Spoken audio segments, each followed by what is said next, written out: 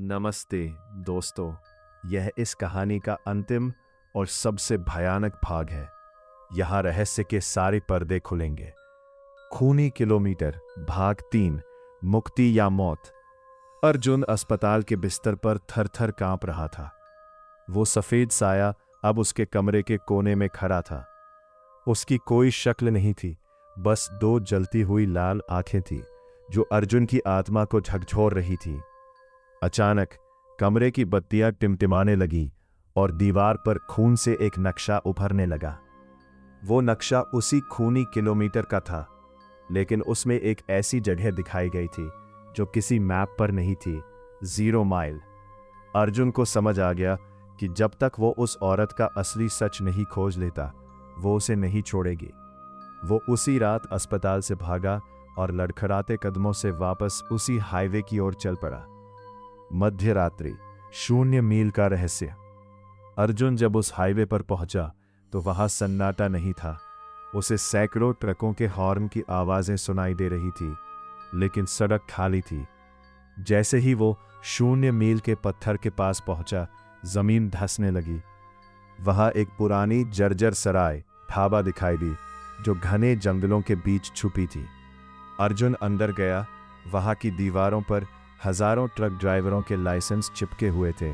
रंजीत, बबलू और उन सबके जो पिछले 50 सालों में गायब हुए थे। सराय के बीचों बीच वही औरत बैठी थी, लेकिन अब वो डरावनी नहीं लग रही थी। वो फूट फूट कर रो रही थी।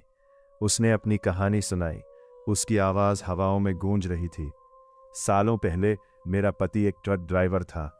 इसी जगह पर कुछ लुटेरों ने उसे लूट लिया और मार दिया।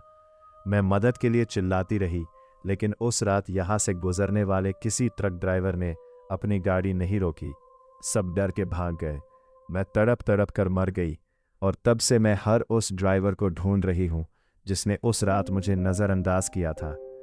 अर्जुन ने कांपते हुए कहा, लेकिन हम सबका क्या कसूर? हमने तो कुछ नहीं किया।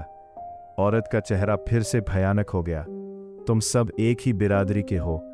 जब तक मुझे मेरा पति नहीं मिल जाता, मैं किसी को नहीं छोड़ूंगी। तभी कोहरे के बीच से एक पुराना जंग लगा हुआ ट्रक तेजी से आता दिखाई दिया। उसकी हेडलाइट्स सूरज की तरह चमक रही थी। ट्रक सीधे उस सराय की ओर आ रहा था। जैसे ही ट्रक रुका, उसका दरवाजा खुला। उसमें से कोई इंसान नहीं, बल्कि एक धुंधली रोशनी निकली। वो उस औरत के पति की रूह थी। वो सालों से इसी हाईवे पर भटक रहा था, अपनी पत्नी को ढूंढने के लिए। दोनों साए एक दूसरे के करीब आए। जैसे ही उनके हाथ मिले, एक जोरदार धमाका हुआ। पूरी सराय नीली रोशनी से भर गई। रंजीत, बबलू और उन हजारों ड्राइवरों की रूहें जो वहां कैद थी, एक एक करके धुएं में बदलकर आसमान की ओर जाने लगा। वे सब आजाद हो रहे थे। सुबह हुई। सूरज की रोशनी ने पूरे हाईवे को सराबोर कर दिया। पुलिस को अर्जुन सड़क के किनारे बेहोश मिला।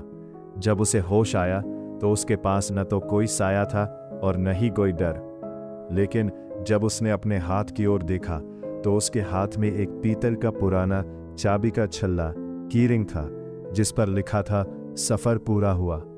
अर्जुन ने राहत की सांस ली और पीछे मुड़कर हाईवे को देखा। अब वो रास्ता डरावना नहीं लग रहा था।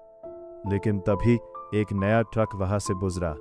उस ट्रक के पीछे धूल में एक छोटा सा बच्चा बैठा दिखाई दिया, जो अर्जुन की ओर देखकर हाथ हिला रहा था और उसकी आंखें पूरी तरह सफेद थीं। कुछ रूहें आजाद हो जाती है और कुछ नई रूहें अपना सफर शुरू करती है। अगली बार जब आप किसी को सड़क किनारे मदद मांगते देखें, तो रुकने से पहले एक बार जरूर सोच लेना, क्या आप इस कहानी के अंत से संतुष्ट हैं या आप कुछ और उम्मीद कर रहे थे? नीचे कमेंट्स में बताएं।